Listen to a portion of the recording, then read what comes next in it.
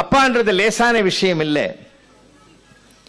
ஏன்னா அம்மா இடுப்புல தூக்கி வளர்ப்பா இல்லையா? எந்த அப்பாவது உன்னை இடுப்புல வச்சு தூக்கி இருக்கானா? உட்காரவே முடியாது. அம்மா இடுப்பிலே சுமப்பாள். ஏன் தெரியுமா? உறவுகள் எல்லாம் சொல்லி கொடுப்பா. அம்மா உறவுகளோடு நின்றுடுவா.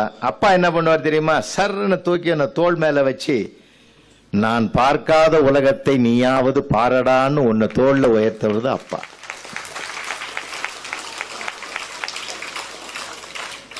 அவர் எப்படி ரோல் மாடல்? அவர் கேட்கிறாரு, கண்டக்டர் 2 டிக்கெட் கொடுங்க.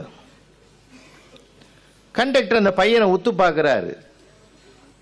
சின்ன பையனா இருக்கிறான், அவனுக்கு போய் 1/2 டிக்கெட் போதுமே.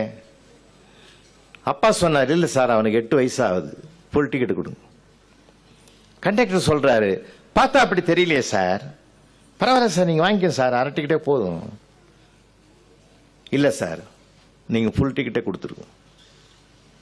அப்போ பயணம் முடிஞ்சு இறங்கும் போது அவங்க அப்பா கேட்டா, இது கண்டக்டர் கேட்கிறாரு, என்ன சார் 4 ரூபாயை வேஸ்ட் பண்ணிட்டீங்களே, நான் தான் பரவாயில்லன்னு சொன்னேன், நீங்க அப்பா கூட கேட்க மாட்டேங்க. அப்ப அவங்க அப்பா சொன்னாரு, சார்